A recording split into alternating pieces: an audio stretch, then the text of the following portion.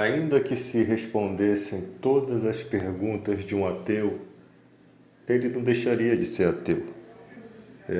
Por quê? Porque ele escolheu ser ateu, né? Ele escolheu não buscar Deus. Mas quando observamos a vida de Jesus Cristo simplesmente vinha andando, operando milagres, tratando questões sociais, né? Mostrando que sempre se deve pagar com bem, não deturpando imposto. Jesus não entrava em guerra por conta de impostos, não ia contra leis instituídas por Deus, por mais que fossem severas leis, como a história dos romanos, o fato dos romanos estarem sobre Israel. E Jesus vinha pregando bem. E ele disse para nós, ele deixou esse recado: conhecereis a verdade e a verdade vos libertará. Ide por todo o mundo e pregai o Evangelho. É o Evangelho que tem o poder. As respostas que nós damos às pessoas, a tentativa que nós usamos muitas vezes para dar respostas adequadas, e muitas vezes não temos as respostas para dar, porque Deus, tem muita coisa que nos deixa realmente sem resposta. Essas coisas não conseguem colocar Deus no coração das pessoas. Você vê que o esforço dos cristãos simplesmente era de mostrar a existência de Jesus Cristo, um cara que ressuscitou. Aquele cristão que eles estavam pregando, aquele homem que eles estavam pregando, é um homem que veio fazendo o bem, que veio curando as pessoas, expulsando os demônios das pessoas. Muitos os seguiram, e o esforço dos apóstolos e dos antigos discípulos de Cristo era em mostrar que esse Jesus, ele venceu a morte, como nenhum homem ou nenhuma história pôde concluir, e que ele é o unigênito do Pai. Vimos a sua glória como a do unigênito do Pai, ou seja, eles foram testemunhas oculares de um homem que não tinha pecado algum, né? Eles andaram 24 horas por dia com Jesus, viveram enquanto Jesus estava aqui e puderam observar que ele tinha a glória de um filho de Deus. Então eles se esforçaram para mostrar que realmente, de fato, eles viram o Filho de Deus. E de fato, ele só podia ser o Filho de Deus porque todos os julgamentos de Jesus eram íntegros e perfeitos. Ninguém conseguia argumentar com ele, ninguém conseguia contradizer. Como diz a Escritura, nada podemos contra a verdade. Então o nosso esforço hoje em dia também deve ser o mesmo, mostrar que esse Jesus, ele existe, ele está vivo, ele venceu. Só que nós vemos hoje em dia uma igreja totalmente embaraçada. Por isso que eu admiro muito o Billy Graham. O Billy Graham, ele disse que encontrou com Cristo. Eu não penso que ele estivesse mentindo pelo que ele foi na vida dele. Ele disse que teve um encontro com Cristo. Observa as pregações de Billy Graham. Ele não se envolve em religião, ele prega o amor de Cristo. Ele prega a verdade, ele prega aquilo que Jesus mostrou. Ele faz como os discípulos fizeram. Hoje em dia você tem igrejas que o cara vai lá, ele tem que ir lá para poder desfazer o trabalho de macumba, né? Lá na encruzilhada, porque aquele trabalho está fazendo mal a alguém, e isso não tem nada na Bíblia, isso não é ensinado na Bíblia. O que não é santo para você pode ser santo para outra pessoa. E aí você se envolve numa questão social e acaba surgindo guerras. Por quê? Porque você foi mal instruído acerca do Evangelho. Você está fazendo uma coisa que não tem resultado algum. Outros querem se vestir, né, como uma tangerina, sair com aqueles roupão igual um balão, para poder mostrar-se diferente do mundo. Sendo que isso também não tem poder nenhum. né? Não tem poder nenhum para te santificar. A única coisa que santifica o homem é a palavra de Deus. É a obediência à palavra de Deus. Diz as Escrituras que o que é nascido do Espírito, ele tem a tendência a se inclinar para as coisas espirituais. Ele tem essa tendência, ou seja, você observa a tua tendência, a sua inclinação e você consegue entender o porquê você anda angustiado ou porquê você anda santificado. É a inclinação, os do Espírito se inclinam para as coisas do Espírito, da carne se inclina para as coisas da carne. O cristão não é mais um ser carnal, ele tem a semente divina dentro dele, então ele não deveria se inclinar para a carne. Ele tem o poder para se inclinar para o Espírito. É diferente daquele que não recebeu o poder. A Bíblia não nega que somos pecadores mesmo depois que fomos convertidos. Então não precisa você bancar de santo porque você não é santo. Mas você pode estar em busca da santificação. Você tem possibilidade de estar em busca da santificação.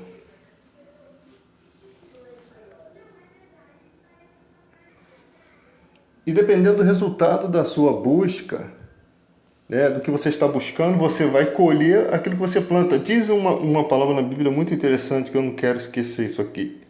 De que se queixa o homem, senão dos seus próprios pecados? Quando o homem está se queixando muito sobre a sua vida, muito sobre as circunstâncias, é porque ele está se queixando dos resultados das suas próprias ações. Ele não está conseguindo tirar valores espirituais de sua vida. Ele não está conseguindo extrair bênçãos espirituais, mesmo tendo todas as condições. Você não é um aleijado, você respira bem, você pode fechar os seus olhos e fazer uma oração, você pode alcançar o coração de Deus, mas você escolhe o pecado. Então, de que se queixa o homem? Do seu próprio pecado. Jesus já deixou bem claro que a fé, ela pode ter a capacidade de remover montanhas. Ela tem essa capacidade. Um grãozinho só de fé, pouquíssima fé, Deus fez que fosse dessa forma, que um pequeno grãozinho, como se fosse uma semente de mostarda, pudesse alcançar grandes testemunhos de fé. Então Deus resumiu a fé no nosso nível de humanidade tão frágil. Para você ver. Para você aceitar Jesus, você não precisa subir a escadaria da penha de joelho, você não precisa fazer sacrifício nem antes e nem depois. Mas a Bíblia deixa claro, o diabo vai perseguir a palavra da verdade no seu coração. A parábola do semeador mostra nitidamente que Satanás vai vir contra isso. E Jesus o chama de valente, que guarda armado. Ele protege aqui a mente, as ações. Ele percebe quando um cristão está se aproximando com a verdade do outro. Quando você é um cristão que não tem a verdade, que não testemunha a verdade, o diabo não está nem preocupado. Mas quando você prega a verdade, o diabo olha, né? Quando eu falo diabo, eu digo todo o seu reino, né? Ele consegue observar, por mais que ele não seja onisciente, onipresente, onipotente, ele tem sim algum poder. Então ele consegue observar que há ali uma possibilidade de a palavra nascer no coração da pessoa. A Bíblia diz assim: como crerão se não há quem pregue, e como pregarão se não forem enviados de Deus? O enviado de Deus prega as palavras de Deus. O diabo sabe muito bem o que você prega na igreja.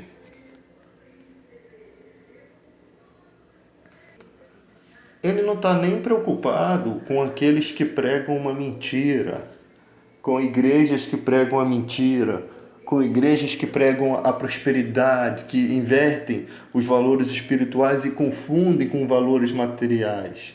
E a gente nem deve estar preocupado com essas pessoas também. Porque são como chuva, são como nuvem que não tem chuva. São como nuvens que não têm água. São vazios. Não devemos estar preocupados com eles. Pessoas sem Deus são vazias. Pessoas sem a palavra são vazias. Não devemos estar preocupados com eles. O foco é conhecereis a verdade. E a verdade vos libertará. Então pregue a verdade. Pregue a verdade. A sua verdade é a verdade de Cristo. Por quê? Porque você foi regenerado. Diz a Bíblia, os cristãos têm a mente de Cristo. Você se autoeduca. Você é capaz de se submeter à verdade. Quando você prega uma coisa que sai um pouco da linha da pregação verdadeira, vem um homem de Deus como você e diz assim, esse pensamento está errado. E você é capaz de assimilar. Por quê? Porque o Espírito Santo está em nós. Então, se há alguma coisa errada, o Espírito Santo vai sabendo que você está indo por um caminho, ele vai te ajudar a encontrar a verdade. Porque ele precisa que você saiba a verdade, porque você é um pregador da verdade. Ele que endireita essas coisinhas. Ele que envia pessoas, às vezes pessoas que falam coisas duras pra gente, pessoas que estão indo e a gente pensa que são adversários e na verdade são amigos. São pessoas que veem a nossa dificuldade, a nossa necessidade e preenchem aquilo. E nós, no futuro, não ficaremos indignados com essa pessoa. Por quê? Ficaríamos indignados se elas não tivessem as respostas que nós precisávamos ouvir naquela época. Então, nós não temos que nos preocupar, a verdade liberta. Mas o cara está pregando, é ateu, que não sei o quê. Ele não consegue acreditar em Deus, mas acredita na numerologia cabalística. Você sabe que a cabala é uma coisa judaica. Ele falou aqui nesse texto aqui, ó, do YouTube, que Deus é Deus de Israel, só de Israel. Mas ele não leu lá que está escrito que nós somos o Israel de Deus. Nós, os da fé.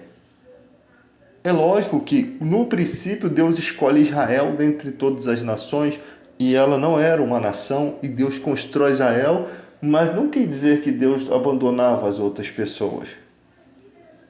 Nunca quer dizer isso. Por isso que Jesus disse que haviam muitos leprosos na época de Naamã, mas só Naamã, o sírio, foi curado.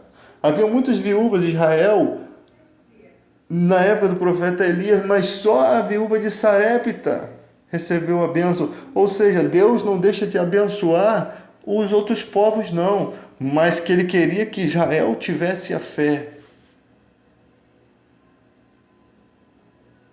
Ele queria que Israel fosse o início.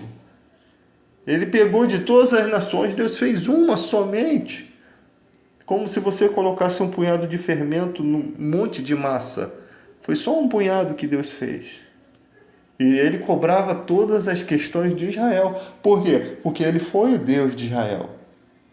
Quando Israel não era nação, ele libertou Israel. Libertou do cativeiro, assim como ele faz com a gente. Ele nos libertou do cativeiro do pecado. Ele nos ensinou quem era ele. Deus fez muitas coisas na vida do cristão nos ensinando quem é o Deus verdadeiro. Nós hoje em dia não temos dúvida nenhuma. Podemos ser sem vergonhas, andar no pecado, mas não temos dúvida nenhuma de quem é o Deus verdadeiro. Só não pode acontecer com a gente o que aconteceu com Israel. Ficou rodeando no deserto. Na hora de entrar na terra prometida não tinha a fé suficiente. Ainda estavam cheios de dúvidas. E que Deus não pôde. Não porque Deus não quisesse. É porque Deus estava vendo que estava sendo inútil aquilo. Estava sendo inútil. Tem que ser um trabalho de cooperação. Não pode ser só Deus. É isso que Deus está querendo nos mostrar. Não pode ser só Ele. Ele pode fazer qualquer coisa, mas Ele quer que seja um trabalho de cooperação. E muitos não querem cooperar. Se vai fazer um projeto na igreja, muitos não querem cooperar. As pessoas não querem cooperar. Não estou falando aqui de exploração de fé, tá? É totalmente diferente. Mas tudo que se faz para Deus tem que ser feito com amor e com alegria. Alegrei-me quando me disseram, vamos à casa do Senhor. Mas se eu não tiver a casa do Senhor, como que o rei Davi ia se alegrar? A gente não está tentando construir um templo com pedras egípcias, ou de Israel, ou com várias coisas como na época de Salomão, né? Com muitas riquezas. É lógico que Salomão fez tudo aquilo, mas não deixava o seu povo passar fome não, tá, gente? Hoje em dia eles querem fazer coisas grandiosas em países onde a fome reina drasticamente. Era melhor não ter nenhum templo bonito e fazer pequenos templos na vida das pessoas. Não seria mais justo isso? Isso que é questionado. Mas é porque não há notoriedade quando você faz uma coisa que ninguém está vendo. Mas é quando ninguém está vendo mesmo que Deus quer abençoar. Por isso que no mundo existe lapsos de bondade.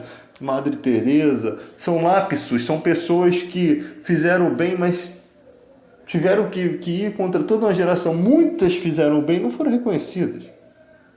Você acha que Madre Teresa de Calcutá fazia as coisas sozinha? Será que não tinha ninguém que ajudava? Será que não tinham... Sempre tem pessoas nos bastidores que não aparecem. Elas nem precisam aparecer. Porque Deus sabe o que elas fizeram. Deus sabe o que você fez. Deus sabe quem você é. Deus sabe quantas pessoas você ajudou, quantas você atrapalhou. Existem duas maneiras de atrapalhar, com ignorância ou com maldade. Às vezes atrapalhamos as pessoas pela nossa ignorância. Às vezes fazemos por maldade. Às vezes fazemos bem às pessoas.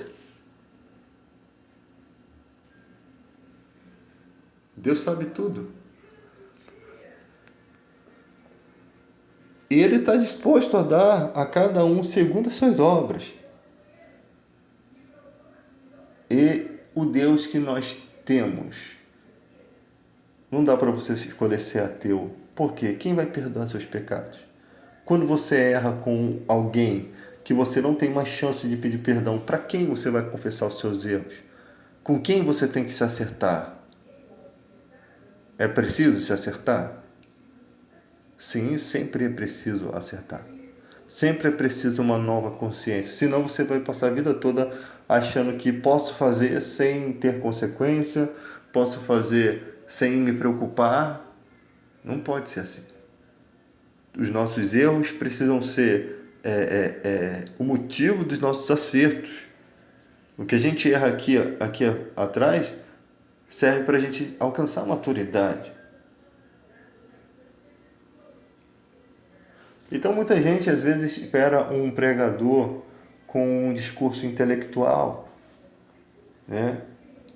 Engraçado que os intelectuais, principalmente os da política, também são nuvens vazias, sem água dentro, sem chuva. Quando você pega toda aquela intelectualidade daqueles caras, você vê que parece que os caras são robôs, eles não têm um coração. O coração deles não acompanha a inteligência. Porque eles veem tudo como se fossem números. Eles não veem pessoas, eles não veem sofrimento, eles não veem dor. Por quê? Come nos melhores restaurantes, vive nas melhores casas, anda nos melhores carros. Ele não acha que precisa ter essa experiência. Ele só quer ter a experiência da intelectualidade. E ainda se acham patriotas. Eu fiz um bem para o meu país. São os idiotas. Os idiotas modernos. Os políticos Nutella. Os pregadores da Bíblia Nutella também. Cristãos Nutella que não querem passar por lutas, adversidades, que pensam que adversidades são provas de que sua fé é fraca, de que Deus não está na sua vida. Esses são os crentes Nutella. Cadê o seu Deus? Você não tem carro não, irmão? Cadê o seu Deus? Por que sua casa está assim tão feia? Se fosse assim, todos os ricos seriam totalmente abençoados. Eles não seriam ignorantes, nervosos. Você não consegue entender isso. Quanto mais amor tiver no seu coração, mais consideração com o próximo você tem. Mais respeito ao próximo você tem. Tem gente que tem a educação só de boca. Ela é muito solícita, muito educada naquele momento. Ela quer passar uma educação, mas educação sem respeito não é educação. Quando chega no momento em que você é uma autoridade, está diante de uma pessoa que se submete à sua autoridade, aí você vê realmente quem elas são. Aí a educação delas chega a um limite que não dá para ultrapassar. Elas não chegam à humildade. Elas não conseguem descer o degrau onde você está. Elas ficam em cima do pedestal. Então, para o cristão, não importa a posição. Davi disse, cai-me as divisas em lugar ameno. Quando Davi, um rei, andava e tinha um homem que tacava pedra nele, os soldados queriam logo arrancar a cabeça daquele homem. E Davi disse, não, talvez seja Deus que esteja permitindo isso. Talvez eu mereça isso. Talvez seja Deus. É um homem que sai da posição de rei e se mantém na lucidez de compreensão do que uma pessoa está passando. Se ela está fazendo aquilo, tem um motivo. E talvez os motivos dela sejam justos. Sabe o que significa isso? Pessoa capaz de compreender as reações humanas. Pessoa que já viveu muito na vida e alcançou experiência. Pessoa que não usa o seu poder para fazer o mal. Ela não está interessada em fazer o mal. Ela prefere se submeter, ser humilhado e fazer a justiça. Esses são os exemplos que tem na Bíblia. É isso que nós precisamos extrair. Agora, quanto a respostas a respeito disso ou daquilo, por que Deus é isso? Por que Deus mandou isso? A loucura de Deus é mais sábia que o homem. Não pense que Deus ele não sabe dar resposta. Ele pode dar qualquer resposta. Os fariseus achavam que Jesus não tinha resposta. Os saduceus achavam que Jesus não tinha resposta sobre a ressurreição. A resposta estava debaixo do nariz deles, mas a ignorância do coração deles impedia. As questões doutrinárias impedia deles enxergar. Deus é Deus de Abraão, Isaac e Jacó. Por acaso Deus é Deus de morto? Se não há ressurreição, por que a Bíblia citava que ele era Deus de Abraão, Isaac e Jacó e esses já tinham morrido? Se não existia ressurreição, conforme os saduceus acreditavam. E Jesus, com uma simples palavra, atrapalhou toda a teologia daquele povo. Atrapalhou tudo.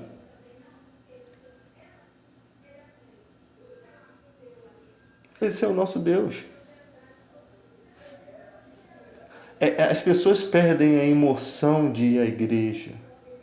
Sabe por quê? Porque quando elas chegam na igreja, elas não ouvem palavras abençoadoras. Elas ouvem muito adorno. Sabe o que é adorno? Pessoa que fica no púlpito assim, Deus vai transformar a sua vida, Deus vai modificar, Deus vai ter uma casa nova para você, um carro novo. Elas precisam de palavras positivas. O evangelho não joga nada para debaixo do tapete. O pregador da palavra não deve fazer isso se Deus não tocou no seu coração. Tem pessoas que têm a retórica, ele quer falar alguma coisa que o motive, e as pessoas muitas vezes querem ouvir essas coisas, mas essas coisas não têm valor. Os valores são temporários. Quando elas caem de frente com a realidade da vida, não era daquilo que elas estavam precisando. Não dê carinho quando as pessoas precisam de puxão de orelha. Não passe a mão na cabeça quando as pessoas precisam de um puxão de orelha. Você não faz isso com seus filhos. Quando seu filho precisa de castigo, você não dá amor, você dá castigo. É exatamente o que Deus faz com a gente. Quando nós estamos precisando de castigo, é castigo. Deus permite situações para a gente se autoavaliar, avaliar a nossa posição em Cristo, reavaliar a nossa vida cristã. Porque Ele é Pai. Ele açoita todos os que têm por filho, diz a Escritura. É dessa forma. Se você merece açoites, aceite os açoites. Paulo não merecia os açoites, mas foi capaz de aceitar o espinho na carne. Ele não merecia aquilo, mas Deus sabia, Paulo, a minha fé se aperfeiçoou na fraqueza. Quando Paulo entende que nas fraquezas ele era mais forte, nas dificuldades ele era mais forte, ele entrega nas mãos de Deus, aquele que sabe todas as coisas, e diz: me gloriarei nas minhas fraquezas, nas minhas lutas. Ou seja, Deus sabe o que é bom para mim. Eu mesmo não sei o que é bom para mim. Deus sabe o que é bom para mim. Isso são palavras tão profundas que muita gente ignora, muita gente despreza, e está aí, nas escrituras, tão nítido, tão expressa, tão simples de entender. Qual a dificuldade? E se você é um hipócrita, pregador, nada que você faça tem valor. Você pode ter uma oração muito bonita, você pode ter um lapso de verdade, você pode ter a maior igreja, isso não te dá direito de explorar a fé das pessoas. Ah, mas a igreja X salvou tantas almas. Sim, mas não dá direito a você pedir dinheiro, a cobrar dinheiro das pessoas, a tomar dinheiro das pessoas. Não dá direito a você pregar mentira remisturada com a verdade. Você não tem esse direito. Quem não se mantém na doutrina não tem Cristo.